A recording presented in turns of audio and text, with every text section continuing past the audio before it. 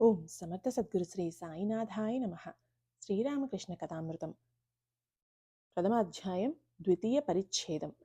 ప్రథమ దర్శనం. తవ కథామృతం తప్త జీవనం కవిభిరీడితం కల్మషాపహం శ్రవణమంగళం శ్రీమదాతతం భువి గృణాంతి ఏ భూరిదా జనాః. శ్రీమద్భాగవతం గోపికా గీతం రాస పంచాధ్యాయం. ఫిబ్రవరి 26, 1882. గంగా తీరాన నెలకొన్న దక్షిణేశ్వరంలో కాళికాలయం వెలసి ఉంది. అది వసంతకాలం. క్రీస్తు శకం 1882 సంవత్సరం ఫిబ్రవరి 23వ తేదీ గురువారం నాడు శ్రీరామకృష్ణ పరమహంస, కేశవచంద్రసేన్, కెప్టెన్ కుక్ మహాశయులతో పాటు స్టీమర్లో విహారం చేసి వచ్చారు. శ్రీరామకృష్ణుల జన్మదినోత్సవం జరిగిపోయిన కొన్ని రోజుల తర్వాతి సంఘటన ఇది. ఆనాడు ఫిబ్రవరి 26వ తేదీ ఆదివారం. సిద్ధేశ్వర మజుందార్ ఉత్తర వరాహ నగరవాసితో బారానగర్ వరాహనగరం నుంచి బయలుదేరి ఉద్యానవనాలను సందర్శించుకుంటూ సెలవు రోజు కాబట్టి మా షికారుగా ఇక్కడకు వచ్చాడు. అంతకు క్రితం శ్రీ ప్రసన్న బెనర్జీ గారి తోటలో విహరిస్తుంటే సిద్ధేశ్వర మజుందార్ సిద్ధు గంగా తీరంలో సుందరోద్యానం ఒకటి ఉంది, మీరు దాన్ని చూడటానికి వస్తారా? అక్కడ ఒక పరమహంస నివసిస్తున్నారు అన్నాడు. మా సరేనన్నాడు. మా సిద్ధు ఇద్దరు దక్షిణేశ్వర తోట సింహద్వారం గుండా ప్రవేశించి శ్రీరామకృష్ణుల గదిలోకి వచ్చారు. ఇదే మా ప్రథమ సందర్శనం. గదిలోకి ప్రవేశించేసరికి గది నిండా భక్తులు నేల మీద కూర్చొని పరమహంస రామలక్ష్మణుల వచనామృతాన్ని గ్రోలుతున్నారు. శ్రీరామకృష్ణులు పూర్వాభిముఖంగా మంచం మీద ఆసీనులై దరహాస వదనంతో భగవంతుణ్ణి గురించి ప్రసంగిస్తున్నారు. మా నిశ్చేష్టుడై నిలబడి ఆ దృశ్యాన్ని చూస్తున్నాడు. సర్వతీర్థ సమ్మేళనం ఇక్కడే జరుగుతూ ఉన్నట్లు అనిపించింది. సాక్షాత్తు సుఖమహర్షి భగవత్ ప్రసంగం చేస్తున్నట్లుగా శ్రీ చైతన్య మహాప్రభు పూరీ జగన్నాథ క్షేత్రంలో రామానంద స్వరూపానందాది భక్తులతో శ్రీ నారాయణ గుణనామ కీర్తన చేస్తున్నట్లుగా అతడికి తోచింది. కర్మత్యాగం ఎప్పుడు? శ్రీరామకృష్ణులు ఇలా పలుకుతున్నారు. ఒకసారి హరినామం గాని రామనామం గాని ఉచ్చరించగానే రోమాంచితమై అశ్రువులు జాలువారితే సంధ్యావందనాది కర్మలు ఆ పైన నిర్వర్తించనక్కర్లేదని స్పష్టంగా తెలుసుకోండి. అప్పుడు కర్మత్యాగం చేసే అధికారం అతడికి కలుగుతుంది. దానంతటా అదే కర్మ వదిలిపోతుంది. అటువంటి స్థితిలో ఏదో ఒకటి రామనామం కాని హరినామం కాని లేకపోతే కేవలం ఓంకారాన్ని గాని జపిస్తే చాలు. మళ్ళీ కొనసాగిస్తూ ఇలా అన్నారు. సంధ్యావందనం గాయత్రిలో లయిస్తుంది, గాయత్రి ఓంకారంలో లయిస్తుంది. మా నిశ్చేష్టుడై చూస్తూ తనలో ఇలా భావించుకోసాగాడు. ఆహా, ఎంత సుందరమైన స్థలం! ఆహా, వీరు ఎంత ఆకట్టుకునే స్వరూపులు! ఎంత మధురమైన పలుకులు! ఇక్కడి నుంచి కదలటానికి మనస్సు ఒప్పటం లేదు. కొంతసేపు అయ్యాక నాలుగు వైపులా కలియచూసి వచ్చి ఇక్కడ కూర్చుంటాను అనుకున్నాడు. సిద్ధుతో పాటు గదిలో నుండి బయటకు అడుగు వెయ్యగానే హారతి గంటల సుమధుర నాదం వినవచ్చింది. కంచుగంటలు, చేతిగంటలు, మృదంగ తాళాలు ఒకేసారి మోగసాగాయి. తోట దక్షిణ సరిహద్దులో మేళపు మండపం సహబత్ నుండి ఇంపైన సన్నాయి నాదం వినవచ్చింది. ఈ నాదాలు గంగా ప్రవాహంలో తేలుతూ పోయి సుదూరంలో ఎక్కడో సమసిపోతూ ఉన్నాయి. పుష్ప మకరంద సుగంధంతో వసంతవాయువు శుతిమెత్తగా వీస్తోంది. అప్పుడే చంద్రోదయం అయింది. ఆ తోటలో వెలిసిన ఆలయాలన్నింటిలోనూ పూజా హారతులు ప్రారంభమైనాయి. ద్వాదశ శివాలయాల్లోనూ, తరువాత రాధాకృష్ణ మందిరంలోనూ, చివరగా భవతారిణి కాళికాలయంలోనూ సంధ్యాహారతులు దర్శించి మా అమితానంద పరవశుడు అయినాడు. ఇది రాణి రాస్మణి నిర్మించిన ఆలయం. ఇక్కడ యథావిధిగా నిత్య పూజాది సేవలు జరుగుతాయి. అనేక మంది యాత్రికులకు, భక్తులకు ఇక్కడ అన్నదానం జరుగుతుంది అన్నాడు సిద్ధు మాతో. ఇలా వారిద్దరూ మాట్లాడుకుంటూ భవతారిణి కాళీదేవి ఆలయం నుండి శ్రీరామకృష్ణుల గది గుమ్మం వద్దకు వచ్చారు. గది తలుపులు మూసి ఉండటం చూశారు. అంతకు క్రితమే గదిలో సాంబ్రాణి ధూపం వేశారు. పాశ్చాత్య సభ్యత సంస్కారాలు ఉన్న మా అనుమతి లేకుండా తటాలున్న గదిలోకి ప్రవేశించలేకపోయాడు. గుమ్మం వద్ద బృంద అనగా పని మనిషి నిలబడి ఉంది. ఏమమ్మా, సాధువు గారు గదిలో ఉన్నారా అని అడిగాడు సిద్ధు. బృంద, ఆ గదిలోనే ఉన్నారు. మా వీరు ఇక్కడ ఎంతకాలం నుండి ఉంటున్నారు? బృంద: ఓ, చాలా కాలం నుంచి ఉంటున్నారు. మా: వీరు చాలా పుస్తకాలు చదివి ఉన్నారా? బృంద: అబ్బే, పుస్తకాల? సాక్షాత్తు సరస్వతీదేవి ఆయన నాలుక మీద వసిస్తోంది. మా: ఈ మధ్యే కళాశాల చదువు పూర్తి చేశాడు. శ్రీరామకృష్ణులు పుస్తకాలు ఏవీ చదవలేదని విని ఆశ్చర్యపోయాడు. మా: వీరిప్పుడు సంధ్య వారుస్తారు అనుకుంటాను. మేం లోనికి పోవచ్చా? కాస్త వారికి మా గురించి చెబుతావా? బృంద: మీరు తిన్నగా లోనికి వెళ్ళి కూర్చోండి. సిద్ధు మా గదిలో ప్రవేశించేసరికి శ్రీరామకృష్ణులు ఒంటరిగా మంచం మీద కూర్చొని ఉన్నారు. ఇతరులు ఎవరూ లేరు. సాంబ్రాణి ధూపం వేసినందువల్ల తలుపులన్నీ మూసి ఉన్నాయి. గదిలో ప్రవేశించగానే మా చేతులు ముకిలించి ప్రణామం చేశాడు. శ్రీరామకృష్ణులు వారిని కూర్చోమనగానే వారిద్దరూ నేల మీద కూర్చున్నారు. నువ్వు ఎక్కడ ఉంటావు? ఏం చేస్తుంటావు? బారానగర్కు ఎందుకు వచ్చావు? మొదలైన ప్రశ్నలు వేశారు శ్రీరామకృష్ణులు. మా ఈ ప్రశ్నలకు జవాబులిచ్చాడు. కానీ మధ్య మధ్యలో శ్రీరామకృష్ణులు అన్యమనస్కులు అవుతూ ఉండటం మా గమనించకపోలేదు. ఇలా మనస్సు అన్యాయత్తమవటమే భావావస్థ అని తర్వాత తెలుసుకున్నాడు. ఎరను వేసి చేపను పట్టడానికి కూర్చున్న వ్యక్తి స్థితి వంటిది అది. చేప వచ్చి ఎరను తినటం ప్రారంభించగానే గొళ్ళెం కదులుతుంది. అప్పుడు ఆ వ్యక్తి గాలపు ముళ్ళు వైపే చూస్తూ ఉంటాడు. ఇతరులతో మాట్లాడక నిశ్చలంగా కూర్చుని ఉంటాడు. ఈ భావావస్థ కూడా అదే విధమైనది. సాయంకాలం అవుతూ ఉండగానే శ్రీరామకృష్ణులకు ఇలాంటి భావపారవస్యం కలుగుతూ ఉండటం సహజం. ఒక్కొక్కప్పుడు ఈయన పూర్తిగా స్పృహను కోల్పోతారు. తర్వాత మా ఈ సంగతి గురించి విన్నాడు, కళ్ళారా చూశాడు కూడా. మా: మీరు సంధ్యావందనం చేసుకుంటారు కాబోలు. ఇక మేము సెలవు తీసుకుంటాం. శ్రీరామకృష్ణులు భావావస్థలోనే సంధ్యావందనము అలాంటిది ఏదీ లేదు. కొంతసేపు సంభాషణ జరిగాక మా శ్రీరామకృష్ణులకు ప్రణామం చేసి సెలవు పుచ్చుకున్నాడు. ఆయన మళ్ళీ రా అన్నారు. మా ఇంటికి వెళ్తూ ఇలా తలపోశాడు. ఈ మహానుభావుడు ఎవరు? మళ్ళీ ఆయన వద్దకు వెళ్ళాలని కోరిక కలుగుతోందే. పుస్తక పరిజ్ఞానం లుప్తమైన వ్యక్తి మహానుభావుడు కాగలడా? ఏం ఆశ్చర్యం! మళ్ళీ ఆయన వద్దకు వెళ్ళాలి అనే ఆశ కలుగుతోందే. ఆయన మళ్ళీ రా అన్నారు కదా. రేపో ఎల్లుండో పెందలకాడే వెళ్తాను.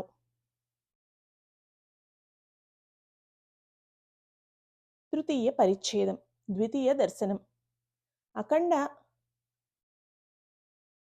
అఖండమండలాకారం వ్యాప్తం ఏన చరాచరం తత్పదం దర్శితం ఏన తస్మై శ్రీ గురవే నమః. గురుశిష్య సంవాదం. రెండవసారి మా శ్రీరామకృష్ణుల దర్శనార్థం వచ్చినప్పుడు ఆయన తమ గదికి ఆగ్నేయమూల వరండాలో క్షురకర్మ నిమిత్తం తయారుగా ఉన్నారు. అప్పుడు ఉదయం 8 గంటల సమయం. ఇంకా కాస్త చలిగా ఉంది. అందుచేత ఆయన శాలువా కప్పుకొని ఉన్నారు. శాలువాకు 4 వైపులా ఎర్ర అంచు ఉంది. మాను చూడగానే, ఓ, వచ్చావా? మంచిది, ఇక్కడ కూర్చో అన్నారు. తర్వాత శ్రీరామకృష్ణులు క్షురకర్మకు కూర్చున్నారు. మధ్య మధ్యలో మాతో మాట్లాడుతున్నారు. ఒంటి మీద శాలువ, కాళ్లకు చెప్పులు, నవ్వుముఖం, మాట్లాడేటప్పుడు ఒకంత నత్తి. శ్రీరామకృష్ణులు మాతో, అవును, మీ ఇల్లు ఎక్కడోయ్? మా: కలకత్తాలోనండి. శ్రీరామకృష్ణులు: ఇటుకేసి ఎక్కడకు వచ్చావు? మా: ఇక్కడ బారానగర్లో మా అక్కగారి ఇంటికి వచ్చాను. ఆయుర్వేద వైద్యుడు ఈశాన్ గారి ఇల్లు. శ్రీరామకృష్ణులు: ఓహో, ఈశాన్ ఇల్లా? కేశవచంద్రసేన్ నిమిత్తం జగజ్జననికి శ్రీరామకృష్ణుల ప్రార్థన. శ్రీరామకృష్ణులు: కేశవ్ ఎలా ఉన్నాడు? చాలా జబ్బు చేసిందట. మా: నేను అలాగే విన్నాను. బహుశా ప్రస్తుతం కులాసాగానే ఉన్నారనుకుంటాను.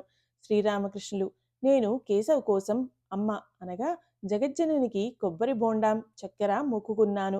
వేకువనే నిద్ర నుండి మెలకువ రాగానే తల్లి వద్ద విలపించేవాణ్ణి, కేశవ్ జబ్బు నయం చేయి తల్లి.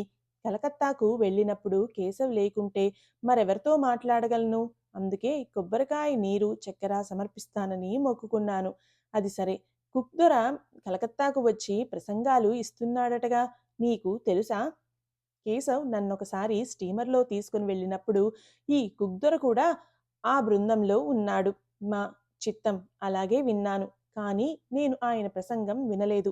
నాకు ఆయన గురించి ఎక్కువగా తెలియదు. గృహస్థులు తండ్రి కర్తవ్యం. శ్రీరామకృష్ణులు: ప్రతాపుడి సోదరుడు ఇక్కడకు వచ్చి కొన్ని రోజులు ఉన్నాడు. పనిపాట్లు ఏమీ లేవు. ఇక్కడే ఉండిపోతాను అన్నాడు. ఆలు బిడ్డలను అత్తగారింట్లో వదిలేసి ఇక్కడ కాలం గడపటమా? బాగా చీవాట్లు పెట్టాను. నీ ఆలు బిడ్డలను పొరుగింటి ఎల్లమ్మ పుల్లమ్మ పెంచుతారా? సిగ్గుచేటు. భార్యాబిడ్డలను ఇతరులు పోషిస్తారా? అత్తగారింట్లో కుటుంబాన్ని విడిచిపెట్టి వచ్చావే, ముందుగా ఒక పని సంపాదించుకో అంటూ గట్టిగా చీవాట్లు పెట్టాను. ఆ తర్వాతనే ఇక్కడి నుంచి కదిలాడు. చతుర్థ పరిచ్ఛేదం. అజ్ఞాన తిమిరాంధస్య జ్ఞానాంజన శలాకయా చక్షుర్మీలితం ఏన తస్మై శ్రీ గురవే నమః. మాను తిరస్కరించి అతన్ని అహంకారాన్ని తునాతునకలుగా చేయడం. శ్రీరామకృష్ణులు: అవును, నీకు వివాహమైందా? మా చిత్తం అయిందండి. శ్రీరామకృష్ణులు ఒక్క పెట్టును ఉలికిపడి: ఓ రామ్లాల్, ఇతడికి వివాహం అయిందట.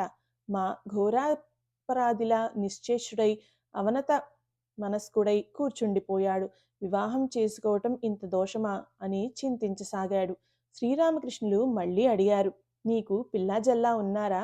తన గుండె కొట్టుకోవటం మాకు స్పష్టంగా వినిపిస్తోంది. ఎంతో భయంతో అవునండి, నాకు పిల్లవాడు ఉన్నాడు అని జవాబిచ్చారు. శ్రీరామకృష్ణులు మళ్ళీ అధిక్షేపిస్తూ అయ్యో, ఇతడికి పిల్లవాడు కూడా ఉన్నాడట అన్నారు. ఇలా తిరస్కృతుడై మా స్తబ్దుడై కూర్చుండిపోయాడు. అతడి అహం పటాపంచలైంది. కొన్ని క్షణాల తర్వాత శ్రీరామకృష్ణులు మాపై కృపాదృక్కు పరిపి వాత్సల్యంతో ఇలా అన్నారు: చూడు, నీలో మంచి లక్షణాలు ఉన్నాయి. నేను కళ్ళు, నొసలు మొదలైనవి చూసి గ్రహించగలను. పోనీలే, నీ భార్య ఎలాంటిది? విద్యాశక్త లేక అవిద్యాశక్త? జ్ఞానం అంటే విగ్రహారాధన. మంచిదే. అయితే ఆమె అజ్ఞాని. శ్రీరామకృష్ణులు విసుగుతో: నువ్వు గొప్ప జ్ఞానివా? దేన్ని జ్ఞానం, దేన్ని అజ్ఞానం అంటారో మాకు ఇంతవరకు తెలియదాయే. ఇంతదాకా తెలుసుకున్నది విద్యాభ్యాసం చేసి పుస్తకాలు చదివితేనే జ్ఞానం కలుగుతుందని. కానీ ఈ భ్రమ తదనంతరం తొలగిపోయింది. భగవంతుణ్ణి తెలుసుకోవటమే జ్ఞానమని, ఆయనను తెలుసుకోకపోవటమే అజ్ఞానమని తరువాత తెలుసుకున్నాడు. శ్రీరామకృష్ణుల శ్రీరామకృష్ణుల నువ్వు గొప్ప జ్ఞానివా అన్న ప్రశ్నతో మా అహంకారం మీద మరో గట్టి దెబ్బ పడింది. శ్రీరామకృష్ణులు: అది సరే, నీకు సాకారంలో విశ్వాసమా లేక నిరాకారంలోనా? మా ఆశ్చర్యపోతూ తనలో సాకారంలో విశ్వాసం ఉంటే నిరాకారంలో విశ్వాసం ఏర్పడుతుందా ఏమిటి? భగవంతుడు నిరాకారుడనే నమ్మకం కలిగాక ఆయన సాకారుడనే నమ్మకం ఏర్పడుతుందా? పరస్పర విరుద్ధాలైన ఈ రెండు అవస్థలు సత్యాలవుతాయా? సాధారణ పదార్థాన్ని ఒక దాన్ని తీసుకుందాం. పాల రంగు తెలుపు. అది నలుపు అవుతుందా? శ్రీరామకృష్ణులతో చిత్తం. నిరాకారమండి, ఇదే నాకు ఇష్టం. శ్రీరామకృష్ణులు: మంచిది. ఏదో ఒక దానిలో విశ్వాసం ఉంటే చాలు. నీకు నిరాకారంలో విశ్వాసం, ఇది మంచిదే. కానీ కేవలం ఇదే సత్యం, తక్కినవన్నీ మిథ్య అని మాత్రం భావించవద్దు. నిరాకారము సత్యమే అని, అలాగే సాకారము సత్యమే అని తెలుసుకో. నిరాకారం ఎలా సత్యమో సాకారము అలాగే సత్యం సుమా. నీకు దేని మీద విశ్వాసమో దాన్నే అంటిపెట్టుకుని ఉండు. రెండూ సత్యమనే మాటను మాటిమాటికి ఆలకించి మా ఆశ్చర్యపోయాడు. ఈ మాట తను చదివిన పుస్తకాల్లో లేదే. అతడి అహంకారం మూడవసారి దెబ్బతింది. కాని ఇంకా పూర్తిగా కాదు. అందుచేత మళ్ళీ తర్కించేందుకు కాస్త ముందంజ వేశాడు. అయ్యా, భగవంతుడు సాకారుడు అనే విశ్వాసం కుదిరింది. కాని అతడు మట్టిబొమ్మ కాదు కదా. శ్రీరామకృష్ణులు: నువ్వు ఏమంటున్నావు? మట్టిబొమ్మ ఎందుకవుతాడోయ్? చిన్మయ ప్రతిమ. చిన్మయ ప్రతిమ అనే పద ప్రత్యేకతను అర్థం చేసుకోలేకపోయాడు. అందువల్ల శ్రీరామకృష్ణులతో ఇలా అన్నాడు: కానీ చూడండి, మట్టి ప్రతిమలను అర్చించేవారికి ఇది భగవంతుడు కాదు అని వివరించాలి కదా. పూజిస్తున్నప్పుడు వారి మనస్సులో భగవద్భావన ఉండాలి. మట్టి ప్రతిమ కాదు, మట్టిని పూజించకూడదు. శ్రీరామకృష్ణులు విసుగ్గా: మీ కలకత్తా వాసులకు ఇదొక ఉబుసుపోక అయిపోయింది. లెక్చర్లు ఇవ్వటం, ఇతరులకు బోధించటం ఒక వృత్తిగా మారిపోయింది. భలే మాట, నీకు తెలిపేవాళ్ళు లేరు. నువ్వు పోయి ఇంకొకరికి చెప్పటమా? జగన్నాథుడే అందరికీ తెలుపుతాడు. ఎవడైతే ఈ జగత్తును సృష్టించాడో, సూర్యచంద్రులను, జీవజంతువులను సృష్టించాడో, జీవులకు ఆహారం సంపాదించుకునే దారి కల్పించాడో, బిడ్డలను పెంచి పెద్ద చేయటానికి తల్లిదండ్రులను సృష్టించి వారిలో వాత్సల్యం నింపాడో ఆయనే బోధిస్తాడు. ఇన్ని ఏర్పాట్లు చేసినవాడు ఈ ఏర్పాటును మాత్రం చెయ్యలేడా ఏమిటి? అవసరమైతే ఆయన తెలియచేస్తాడు. ఆయన అంతర్యామి కదా! మట్టి ప్రతిమను పూజించటం పొరపాటైతే ఆ విషయం ఆయనకు తెలియదా? తననే ఆరాధిస్తున్నారని ఎరుగడా? ఆ పూజతోనే ఆయన తృప్తి చెందుతాడు. ఆ తలనొప్పి నీకెందుకు? నీ సంగతి చూసుకో. నీకు ఏ రీతిలో భక్తి కలుగుతుందో, జ్ఞానం ప్రాప్తిస్తుందో దాని నిమిత్తం ప్రయత్నించు. దీనితో మా అహం తునాతునకలైపోయింది. అతడు లోలోన ఇలా ఆలోచించసాగాడు. ఈయన చెబుతున్నదంతా వాస్తవమే. ఇతరులకు బోధించబోవటం నాకెందుకు? నేను భగవంతుణ్ణి గురించి తెలుసుకున్నానా? లేక నాకు ఆయన మీద భక్తి కలిగిందా? ఉట్టి ఉట్టికెక్కలేనమ్మా స్వర్గానికి వెళ్తుందట. ఎంత వెర్రితనం! ఏమీ తెలియకుండానే వినకుండానే ఇతరులకు చెప్పబోవటం ఇదెంతటి తెలివి తక్కువ పని, సిగ్గుచేటు! ఇదేం గణితమా, దేశ చరిత్ర, లేక సాహిత్యమా ఇతరులకు చెప్పటానికి? ఇది భగవత్ తత్వం సుమా! ఆయన చెప్పేదంతా నా మనస్సుకు బాగా నచ్చింది. శ్రీరామకృష్ణులతో మా తర్కానికి అది అంతము ఇదే, ఆది అంతము ఇదే. శ్రీరామకృష్ణులు: నువ్వు మట్టి ప్రతిమల పూజ గురించి చెబుతున్నావు కదా, అది కేవలం మట్టి ప్రతిమ పూజ అయినప్పటికీ అందులోనూ ప్రయోజనం ఉంది. పలు రకాల పూజలన్నీ భగవంతుడే ఏర్పరిచాడు. ఈ జగత్తు ఎవరిదో ఆయనే లోకుల అధికార భేదానికి అనుగుణంగా ఇవన్నీ సృష్టించాడు. ఒక తల్లి తన పిల్లల జీర్ణశక్తి మేరకు వంటకాలు చేస్తుంది కదా, అలాగే ఒక తల్లికి 5గురు పిల్లలు. ఇంటికి చేపలు తెచ్చారు. తల్లి ఆ చేపలతో పలు రకాల వంటకాలు చేసింది. ఎవరికి ఏది నచ్చుతుందో, ఒకరికి పులావు, మరొకరికి పులుసు, ఇంకొకరికి వేపుడు కూర, మరొకరికి బజ్జీలు, ఇలా పలు రకాల వంటకాలు చేసింది. ఏది ఎవరికి ఇష్టం, ఏది ఎవరికి జీర్ణమవుతుందో అది ఇప్పుడు అర్థమైందా? మా అర్థమవుతోందండి. పంచమ పరిచ్ఛేదం.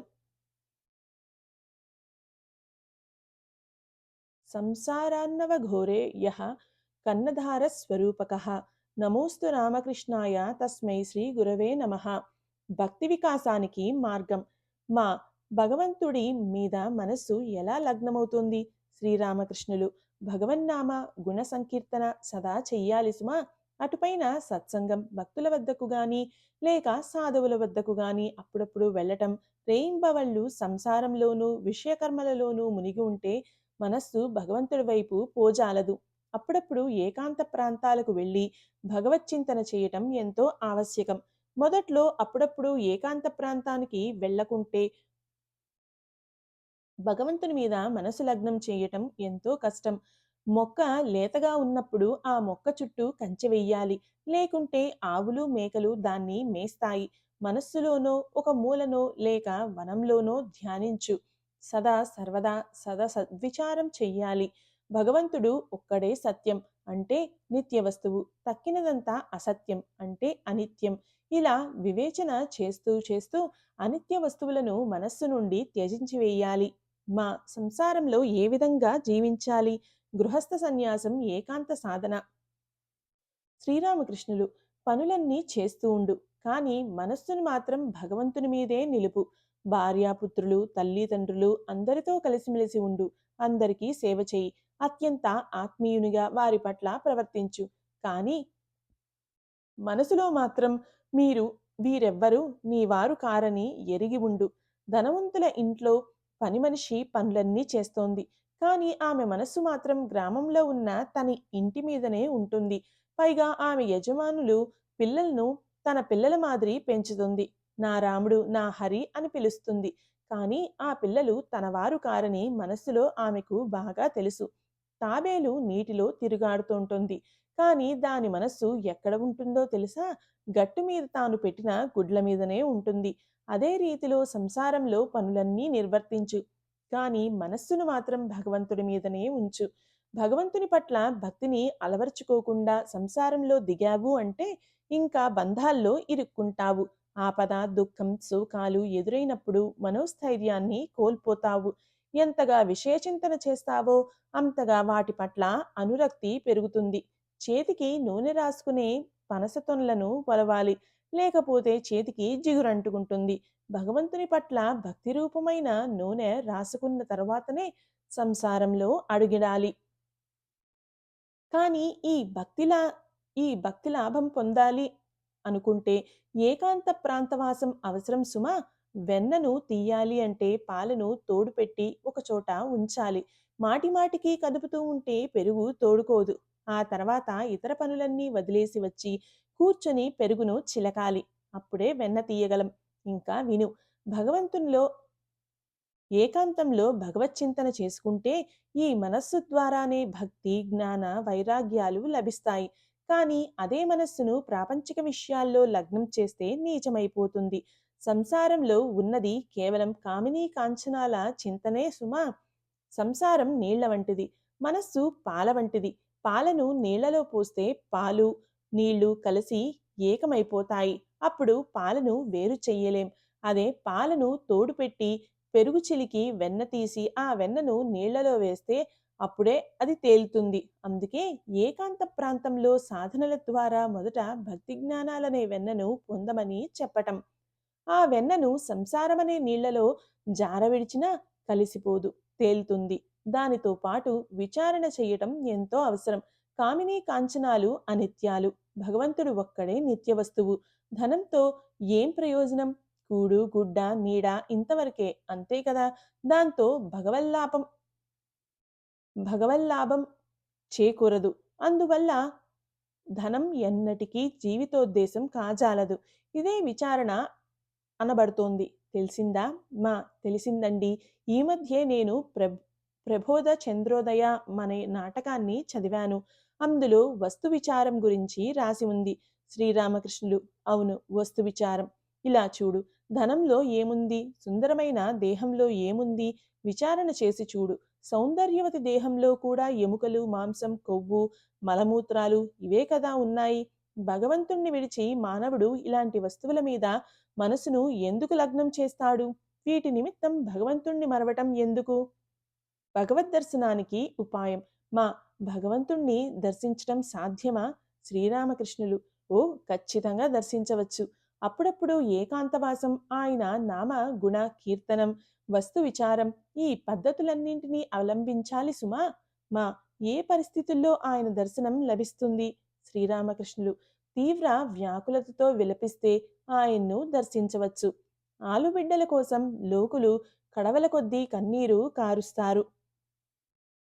ధనం కోసం లోకుల కన్నీరు వాగులై పారుతోంది. కానీ భగవంతుడి కోసం ఎవరు విలపిస్తున్నారు? ఆయన కొరకు ఆర్తితో విలపించాలి. ఇది చెప్పి శ్రీరామకృష్ణులు పాడనారంభించారు.